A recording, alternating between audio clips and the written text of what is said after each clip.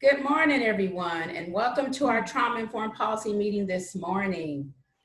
So on behalf of Live and Thrive 3, we are happy you are here to speak with us today. Let's go over some basics for the meeting begins. If you need coffee or your favorite drink to jumpstart your day, go ahead and get that, okay? All right. I believe the purpose of our meeting will just be to provide you guys some basic information about trauma-informed policies and how you can get involved as a policy action team member. So the agenda is as follows. We're going to have introductions. Well, you introduce yourself, your full name, and share something about yourself and your work background. After which, we're going to have an overview of our organization. Then we're going to have a summary about trauma-informed policies. There will be a question and answer session as well. And then we're going to have our closing remarks. Okay. Any questions so far? All right. I take the signs as okay. We're hoping to finish within an hour so you all can return to your normal duties of the day, and we can too as well. Please feel free throughout the presentation to provide comments, questions at the appropriate times. You may utilize the chat feature to share your inputs as well if you do not wish to speak verbally. Okay, let's begin. So let's see who we have in our audience today. We'll start with our guest. How about, I see Holly, would you go ahead and introduce yourself to us? Sure, I'm Holly Kirkwood and I work at the Wyandotte Center. Right now I'm a case manager and I'm working on my master's degree in social work. And I'm just so excited. Anything I can do to support the community and racial justice, I just want to know what I can do. Very excited to be here and honored to be here. Well, thank you. We're glad to have you here with us, Holly. Thank you so much. Next on our itinerary, I see Lerone out there. Lerone, would you go ahead and introduce yourself to us too? I believe you're on mute. I think she's on mute. Okay. Yes, ma'am. All right. Can you hear me, everybody? Yes, we can. Alrighty. I'm Lorana Lassiter Saunders. I am an attorney here in Kansas and Missouri. Racial and social justice is near and dear to my heart. I just recently started a nonprofit organization called My Better America, where we are aimed at addressing injustice in the legal system. Mm-hmm. So through that endeavor is how I became familiar with Miss Green. She's a phenomenal lady, and Miss Connie. So anything I can do, I am open and available to, and I just want to be a part of helping the change and working with a team of great people. All right, man, we're excited to have you, and we're looking forward to how you can help us as well. All right, Miss Crystal, we saw you just joined us. Would you go ahead and introduce yourself? Good morning, everyone. My name is Crystal Stotts. I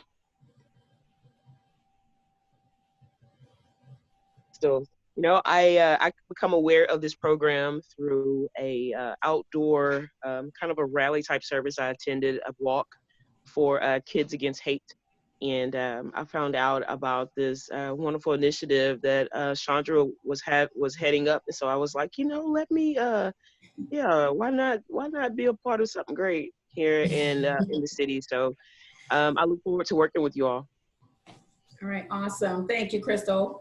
And again, we're so glad all of you are here. So as people come in, we'll just make sure they get introduced later on when we have time. So at this time, I'll go ahead and turn it over to Chandra. Well, let's go ahead and introduce the team. So I know everyone already met Miss Connie and has talked to her. Diane, you want to go ahead and introduce yourself? Maybe, there we go. I'm Diane Etzelweiss, and I'm a volunteer with Alive and Thrive. I previously worked for Wyandotte Behavioral Health Network as a trainer, and am currently finishing up the semester at KU, teaching research to undergrads in social welfare. So, and I'm glad to be here. Thank you. Mark? You're on mute, Mark. There we go. Hi. And just was saying thanks to everyone for being here. My name's Mark, and I help with communications with Alive and Thrive. My background is in journalism. I was a reporter at the Kansas City Star for about 14 years, and then I went to work for Wyandotte Behavioral Health Network about 10 years ago. as their main policy advocate.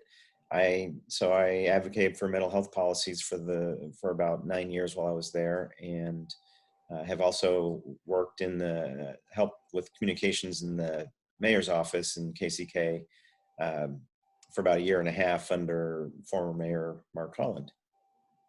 And I'm happy to be here today. So, good morning, everybody.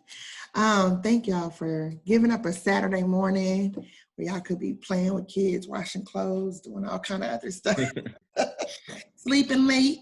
So thank y'all for being with us and for your interest in being part of this team. Alive and Thrive really only works off of volunteers. So the only way we're successful is if our community buys in and is successful as well. So I'm not gonna go all the way too deep into who we are, but I do want to kind of give you just a quick overview of who we are. We are a grassroots-driven network building a safe, healthy, and resilient Wyandotte. So like I said, grassroots.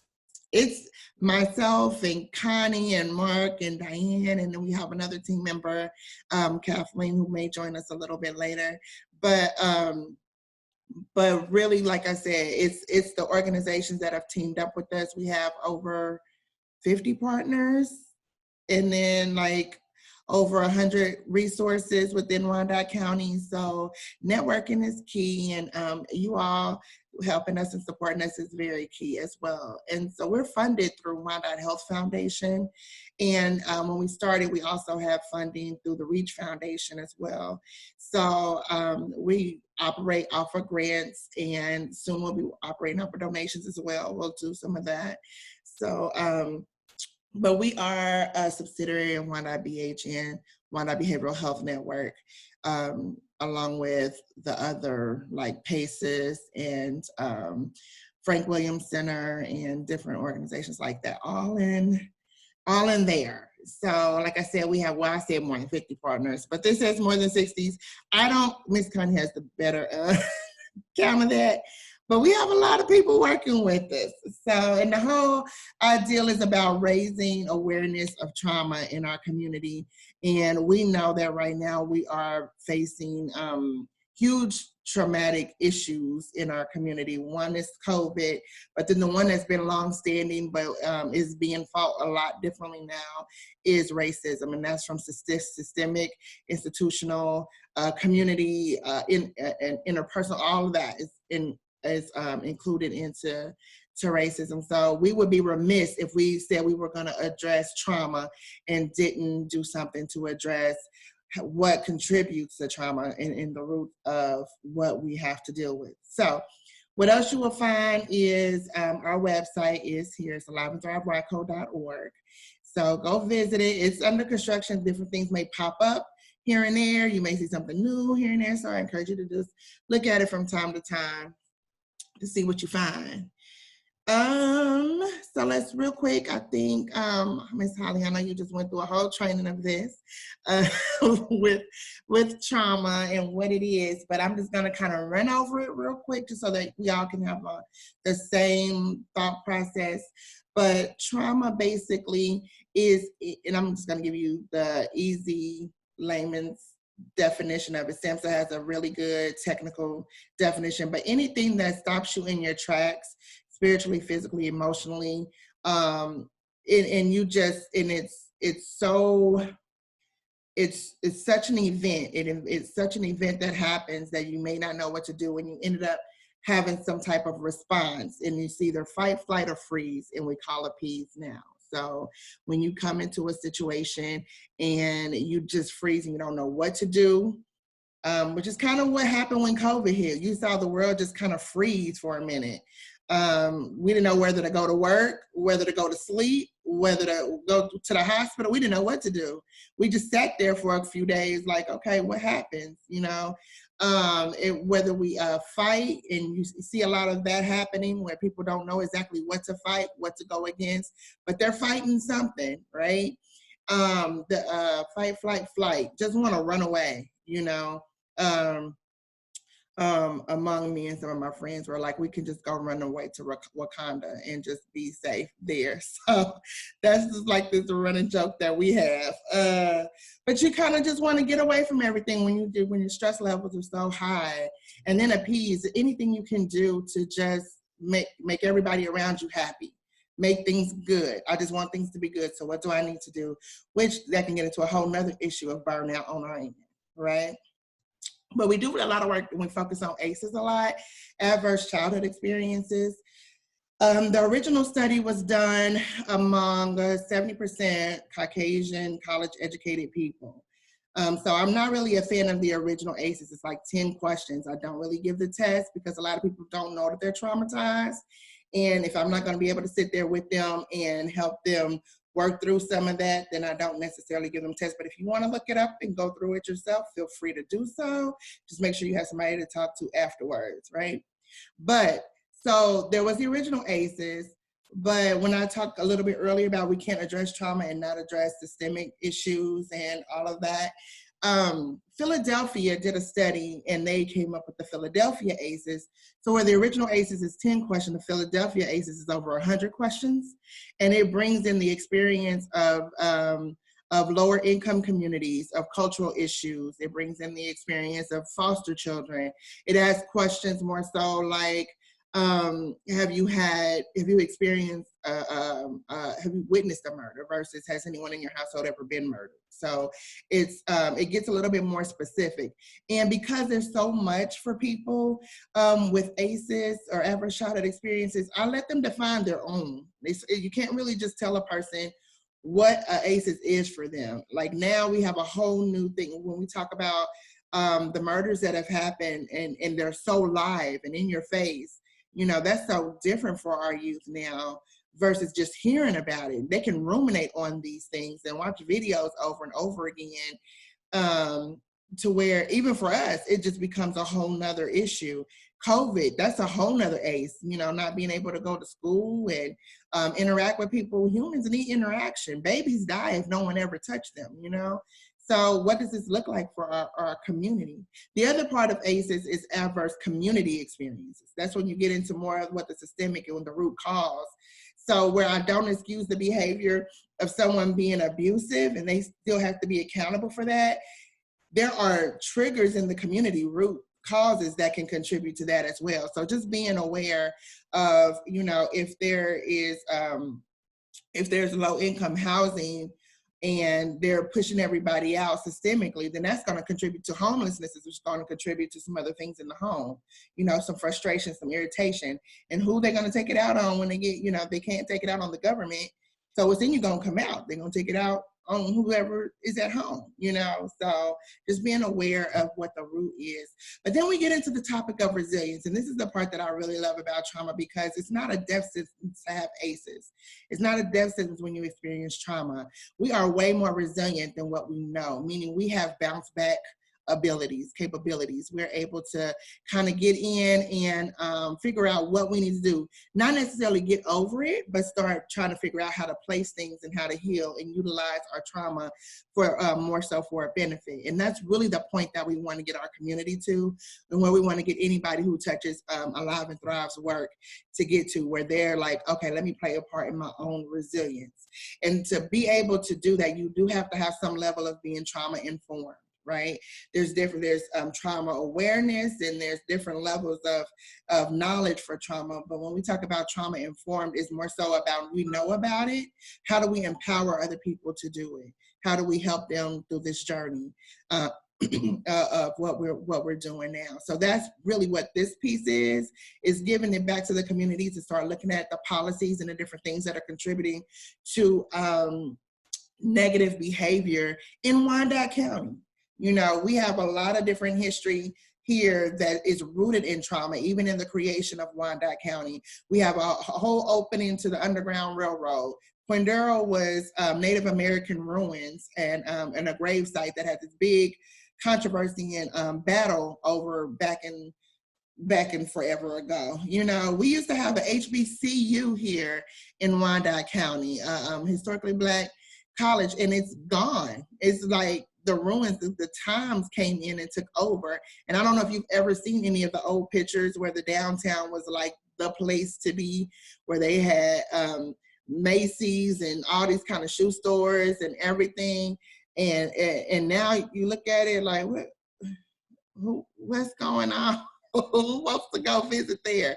So just keeping in mind, you can see it in the people, the distrust in the government, and you can see it in economic opportunity, the redlining in Wyandotte County, of where you can see from the communities of where really where the resources stop. You can see it in our education, where our curriculum hasn't been updated in 15 years, you know, but we have new school buildings, we have a new juvenile detention center, and we, you know, different things like that. Now, granted, some funds are allocated for some things, but what are our priorities? What's really here to benefit our people, and make sure that they're getting what they need? So that is what is bringing us here today. That is what sparked all of this conversation to get us here today. So I am going to basically turn this over to Mark so he can start talking about the policies. So I'll kind of give you a little bit of background on how we got here. When COVID hit, we started doing community engagement, Zooms weekly. And then in that came the Breonna Taylor and the George Floyd and everyone else that we were having all these murders surrounding. And then some other things locally started happening. And it was, what can we do? We can't just sit and talk about COVID anymore. This is more, this is layers of trauma now. So it goes a little bit deeper. So what do we do? And out of that weekly conversation with the community and other organizations came the request that we start looking at policies. And people didn't know exactly what policies were. So we created opportunity for people to learn about Wyandotte County, because it's a different government. It's a unified government. And we heard from different people who've done advocacy in Wyandotte County and different things like that. And so we have our YouTube page with most of those videos on them. I still have to edit the rest of them. But you're more than welcome to go in and look at that and just kind of get an idea in the background of our government. And so out of that, our groups came together and they began to build this whole policy initiative. So I am going to turn this over to Mark so that he can kind of dig in a little bit deeper about that piece. Mark, you got to come off of mute to talk. Yeah, no, I know that's I didn't have my picture up, and I remembered I was on mute. And nobody would hear me if I. Do you want to share screen, or do you want me to keep going? Go. You go ahead. Okay. I have some notes here for myself, but Okay. thank you, Chandra, and hi again to everybody.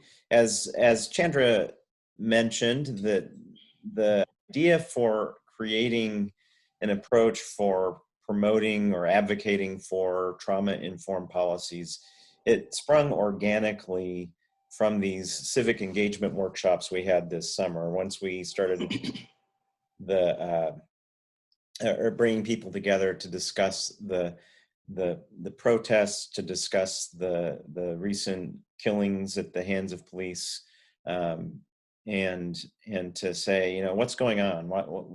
How can we address the systemic racism that we're seeing all around us, not just in police departments or justice systems, but in many institutions. And what we heard from someone at one of these meetings said, what can we do about this? And that was kind of the birth of beginning to discuss what it might look like to advocate for trauma-informed policies. And believe it or not, when we went online to kind of see if someone had already done this, because, you know, who wants to reinvent wheels, you know, we didn't find a whole lot, but we did come across a couple of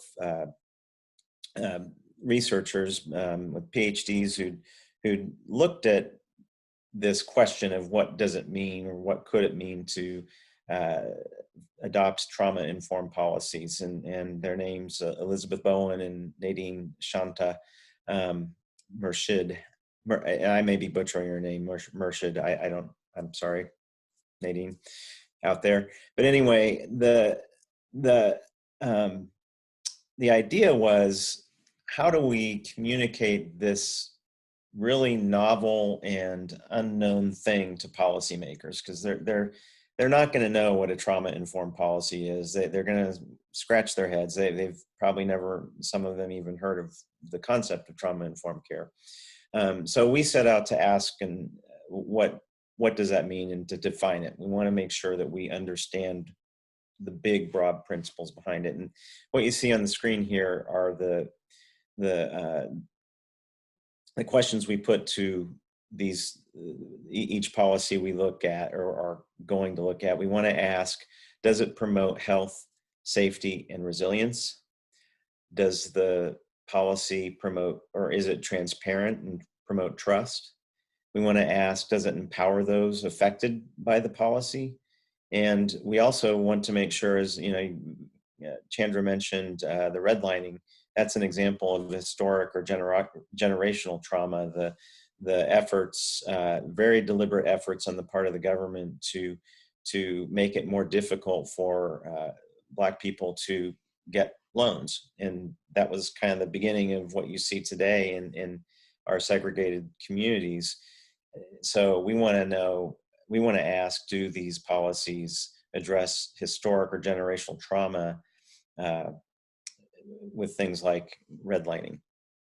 And so tying that together, we have a vision. Probably should have put this on one of the slides. I apologize for not doing that. We can send this out though. We have a 5-page document that lays all this out that we can share with you later, send to your email. But in that document, we set forth a vision. And that vision is this. I'm going to read it verbatim: that all local, state, and federal governing institutions will consider the following, these questions I just went over, trauma-informed principles when reviewing and before adopting public policies that affect the health, safety, and resilience of all Wyandotte County residents.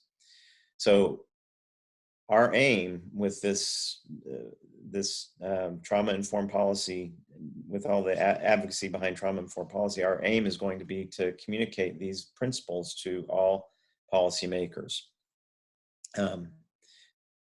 And then we want to ask, okay, so what? Why should we be doing this? Well, I think the main reason is we've never seen in Wyandotte County, and probably not in most communities, any effort to see policy through a trauma lens.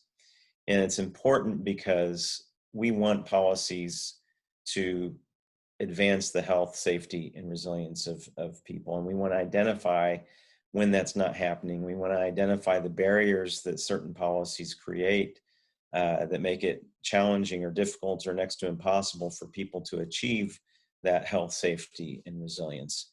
And what we're doing with you all today is asking if you'd like to join this effort. And one thing I used to say when I was advocating for mental health policies, and I'd talk to people about why they should get involved, and I would start out by saying, when you advocate, when you get involved in this advocacy journey, you are participating in something that's larger than yourself.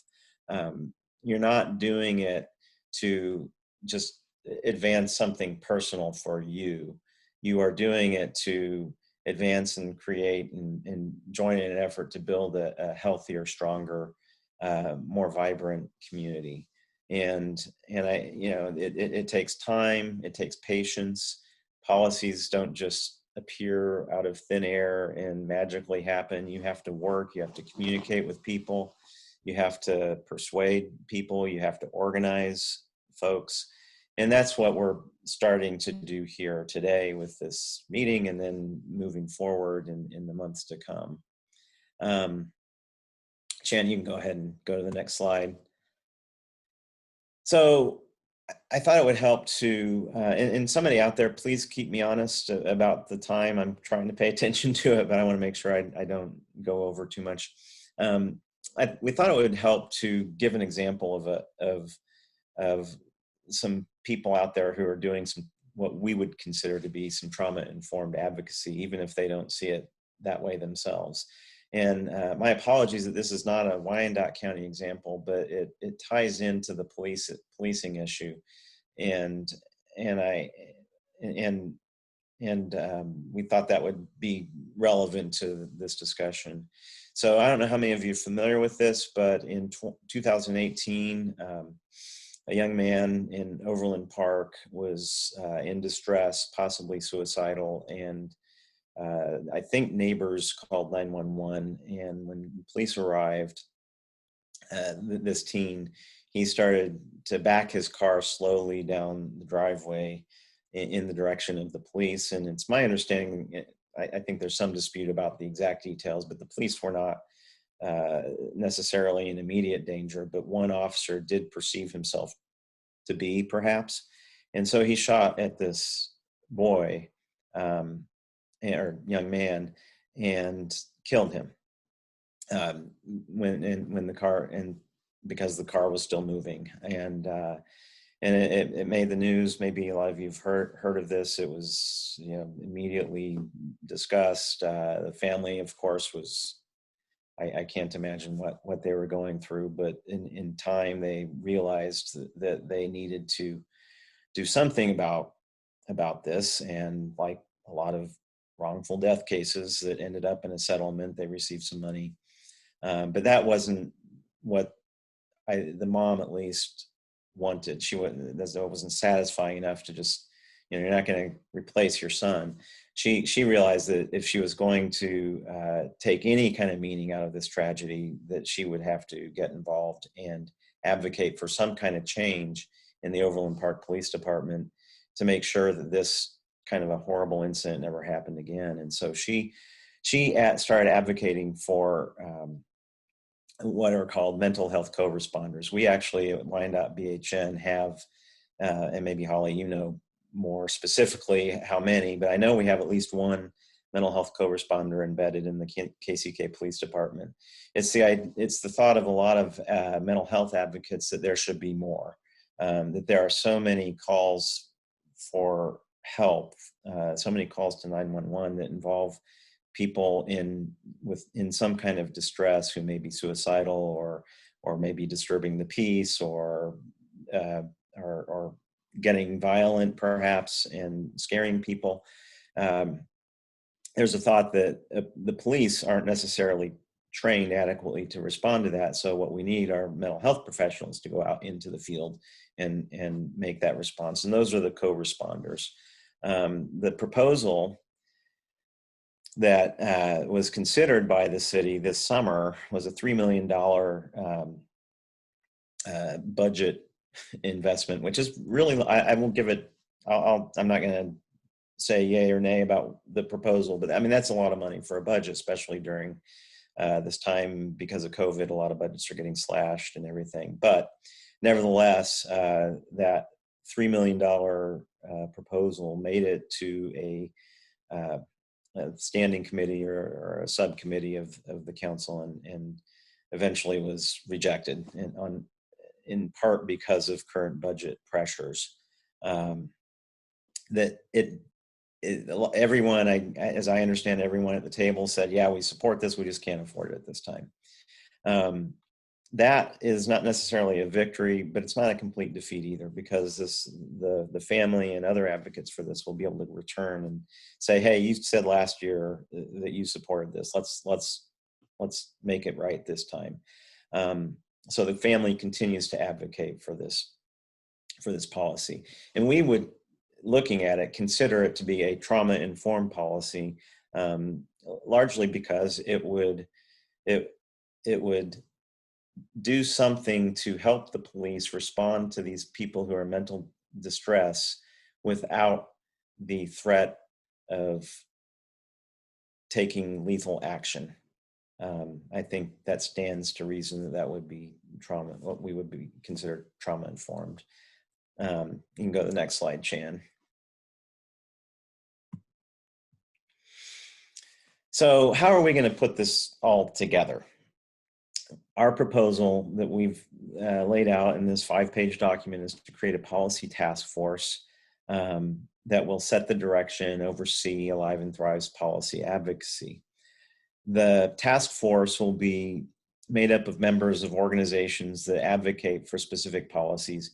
But more importantly, or just as importantly, it will consist of people affected by those policies. So it's going to have what we call the grassroots and the grass tops in it, representation from both. And we're guessing we would want to have anywhere from 10 to 14, 15 members on that policy task force.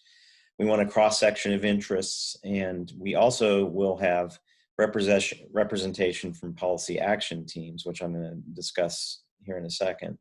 The policy task force will also coordinate and support advocacy for trauma-informed policies in Wyandotte County. So its role will be to set a policy agenda for a given year, which would be our policy priorities, set up to maybe a dozen policies that we consider to be trauma-informed and important to advocate for in our community.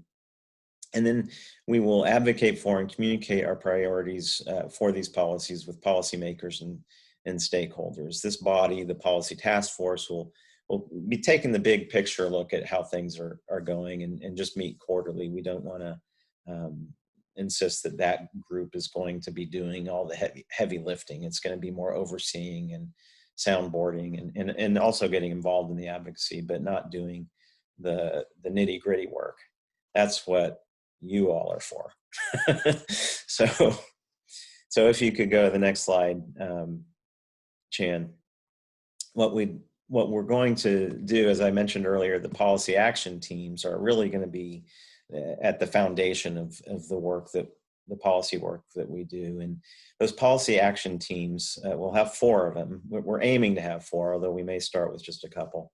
Will represent 4 areas: health and mental health, education, juvenile justice, and policing.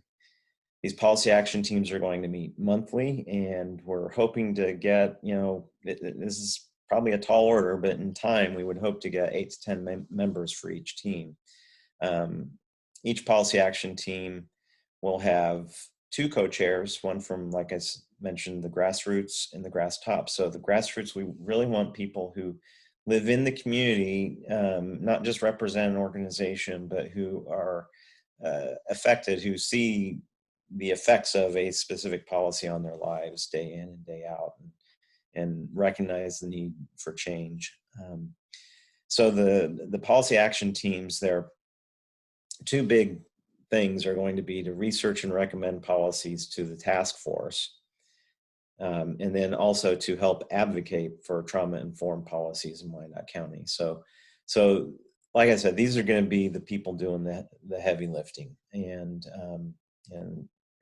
our estimate is that the people involved in this would probably be taking 3 to 5 hours of their time a month. I don't know exactly for sure how that's going to work out because we haven't done this before.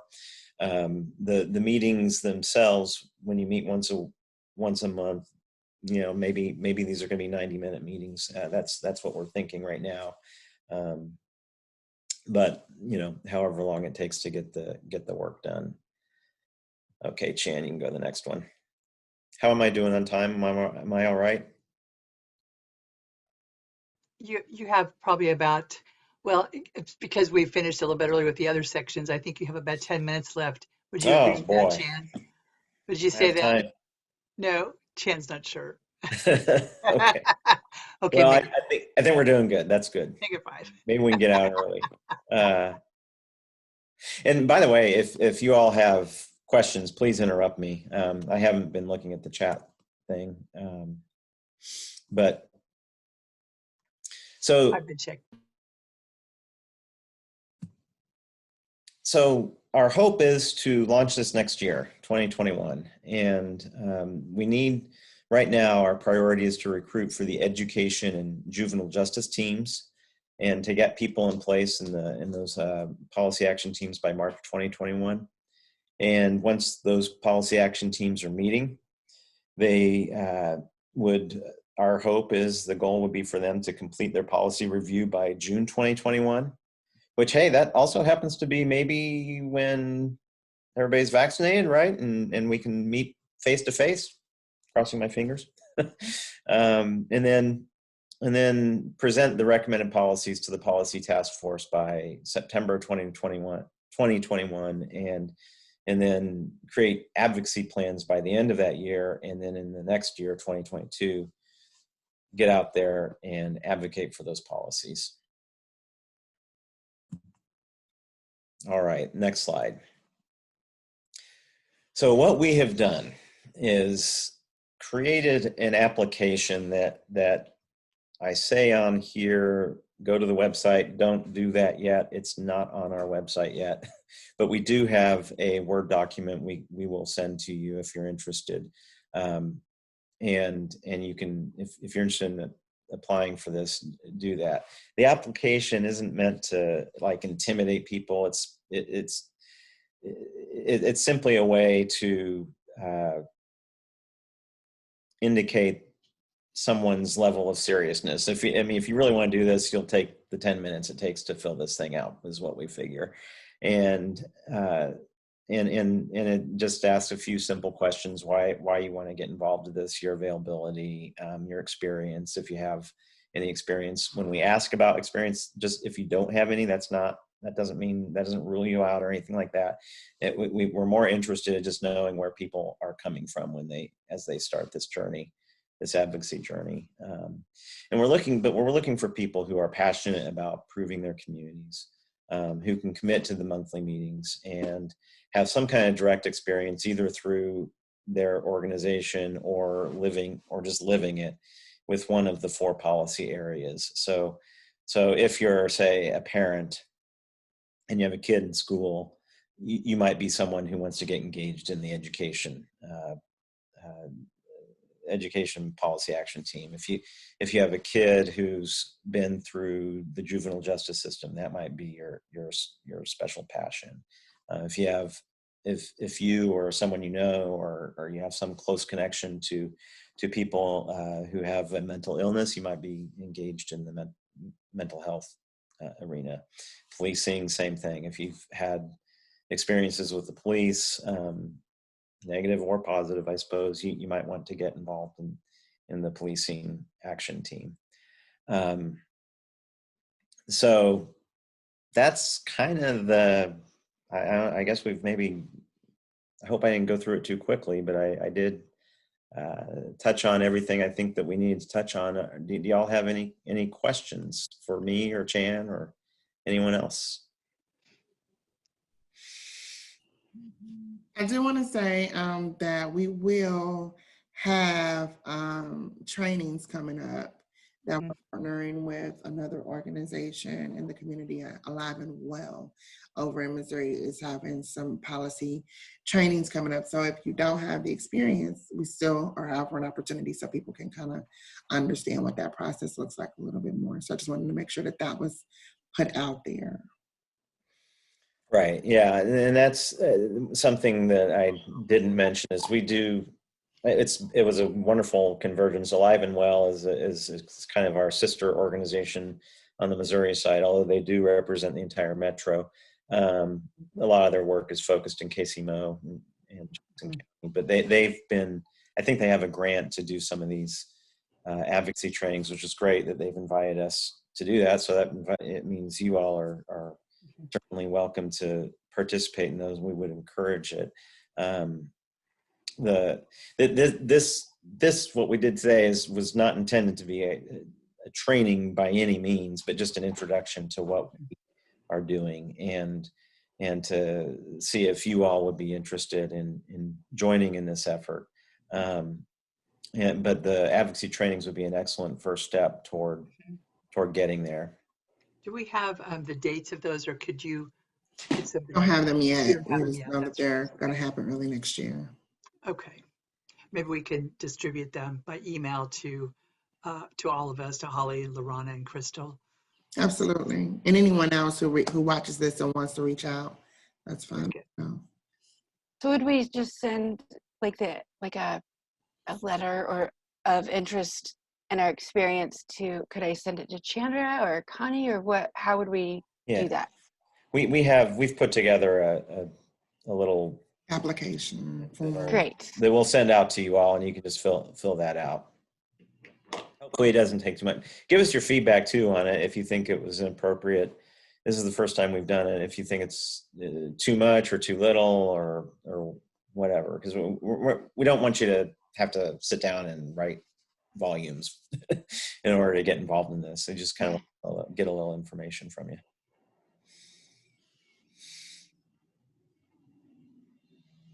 Exciting.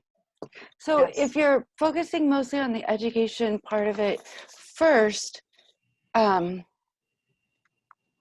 I wanted to be part of it, but I think my have more of the mental health part. Can I still be part of it?